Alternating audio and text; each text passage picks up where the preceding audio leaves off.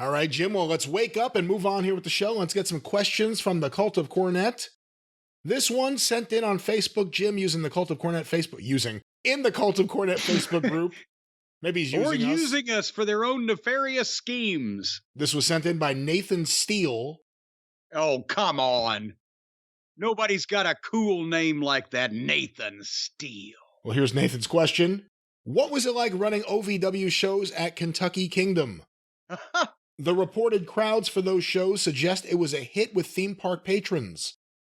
As a theme park fanatic, I'd be thrilled to see this as a park event. As a follow-up to the above question, does Jim ride theme park rides or roller coasters? And after all of his tales of avoiding air travel, I'm sure I already know the answer. And he ended it with an aloha, so that's very nice. When we first put the Six Flags Kentucky Kingdom deal together, and I think it was 2001, whatever, they had us over there and said, oh, enjoy the park, go around for the day. And without going into granular detail, the weasel that I was with doing this said, oh, and Stace was with me, and the weasel's wife said, oh, let's get on that. I said, I don't want to get on that. No, it's not bad. It's not one of the ones that does whatever the fuck those bad ones do. No, it stays close to ground for it. I get on this thing. Oh, God, they've got a picture of me. It's one of those ones as you're coming into the station at the end of it. They take a picture of you. And there's this guy and his wife and Stacy. They got their hands up and their smiles on their faces and the hair blowing in the wind. And I'm gripping the goddamn bar on my seat with my head turned inward. You can tell my teeth are gritted from 100 feet away. I had to walk it off. I was tense for 3.5 minutes, every muscle in my body. I had to walk it off. I was a giant cramp. You know what? Fuck that shit. Before you talk about OVW and Kentucky Kingdom and working with a theme park, I just saw the funniest photo of you. It's a screen cap of Camp Cornet. I think Camp Cornet because it's Vader, Owen, Davey Boy, I think Diana Hart. Everyone just kind of looks, perfect in their role, good. And you're at the end, like, making this grimace I've never seen you make before. It's the funniest picture I've ever seen, and people have been tweeting it out. It's become a meme. Have you seen it? You know what I'm talking about? I'm not even sure I know what... Was it backstage in the locker room? Yes, it was. Yeah, I think it's okay. You know what? I think it's a freeze frame from an interview. Yeah. That's what and then, I'm making a grimace because I was doing something. I was the one talking, and everybody else could stand there and pose. But back to Six Flags Kentucky Kingdom OVW. Yes, to answer one of the questions asked, it was somewhat of a hit with the theme park customers, but this was the majority of the people that were at the matches came probably early to the park, but they came to see the matches. It wasn't like, for example, when you're doing some type of taping or some type of event at a theme park because you want a captive audience. This was regularly scheduled and advertised, and the reason why that Kentucky Kingdom was getting their money's worth off of this, I'll explain how it worked.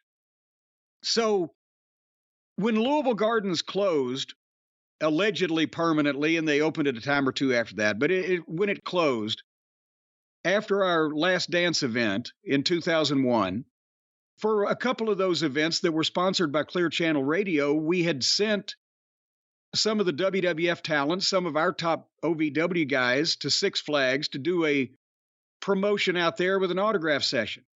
And they got a good crowd. So the Six Flags people started talking to us. Hey, the Gardens is closed, but we've got this outdoor amphitheater that could be used for wrestling. And we started talking about having matches. And they ended up getting a package of, we would start, I think, Memorial Day or that weekend or thereabouts. And we would run every other Friday night through the summertime until school started or late August, whatever the fucking cutoff point was, maybe Labor Day, I don't know. And they would give us a set amount of money, which was in mid 5 figures at the start, to put these shows on in their amphitheater and promote them on our television. And the deal also was that the amusement park did season tickets, and they sold them at all Kroger stores, and they sold them at different places around town. And we would start advertising at the end of January, first part of February, whatever. When the season tickets went on sale, you could get a season ticket for $29, right? But then 4 weeks later, it might go up to $39. And 4 weeks later, it goes up to, so we're selling the early advance tickets.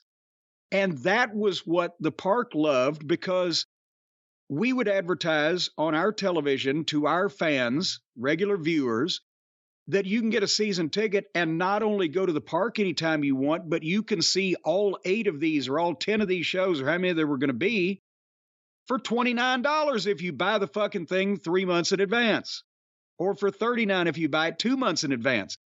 And we ended up selling more season tickets to the park through our one promotion with them than I think any other thing they did put together, probably.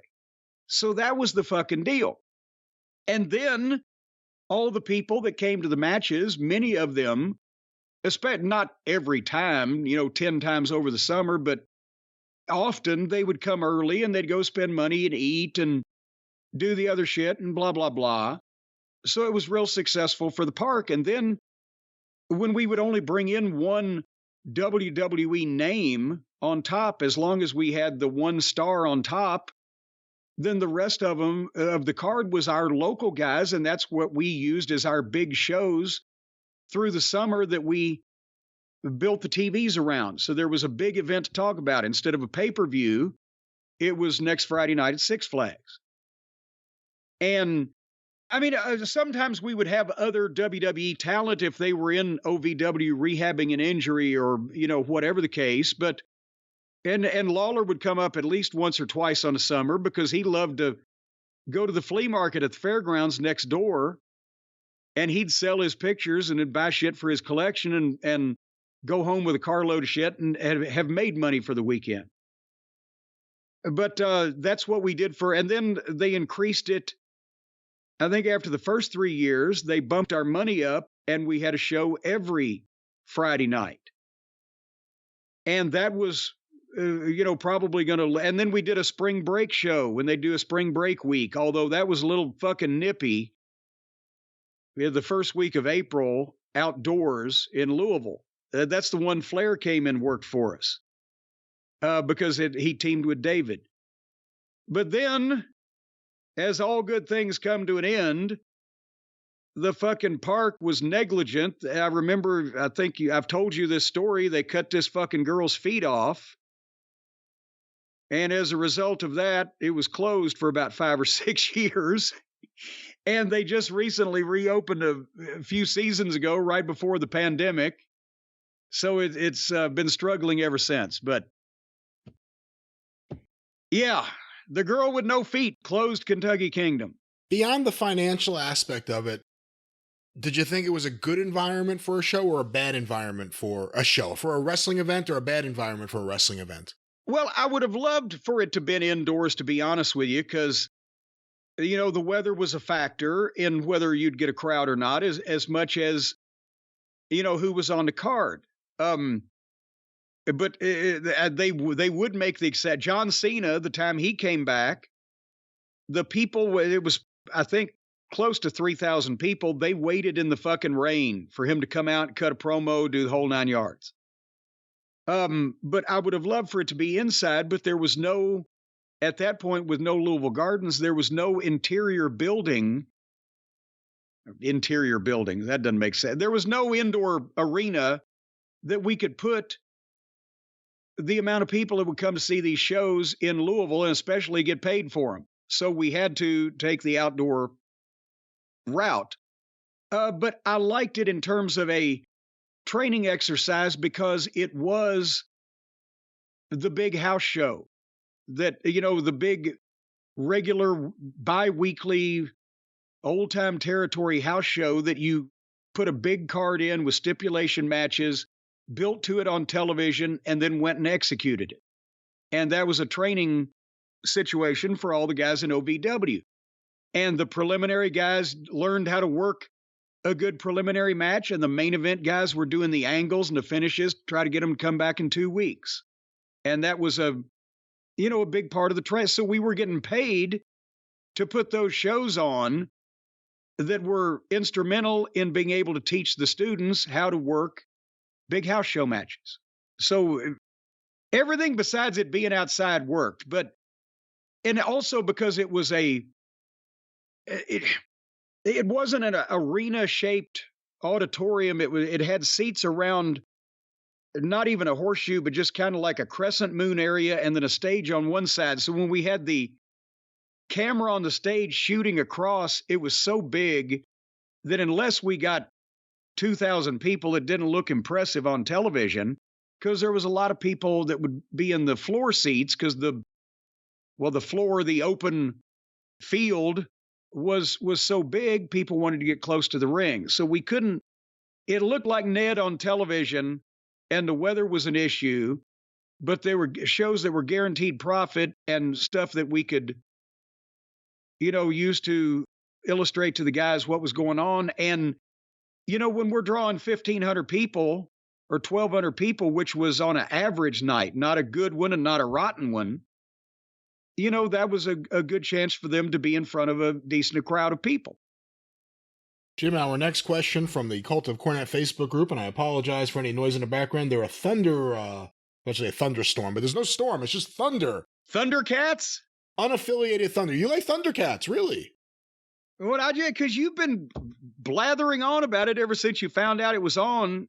What? Overnights on MeTV. Thundercats isn't on overnight on me. What am I thinking? Oh, Thunderbirds. Thundercats. It's Thunderbirds. Are you a fan of Lion-O, or are you more of a Mum-Ra kind of guy? I was thinking it was the Thunderbirds. I don't know what the Thundercats do. Well, they're on the loose, but there's thunder in the background. Thunder over New Jersey. Thunder and lightning. Oh, yeah. The feeling is frightening.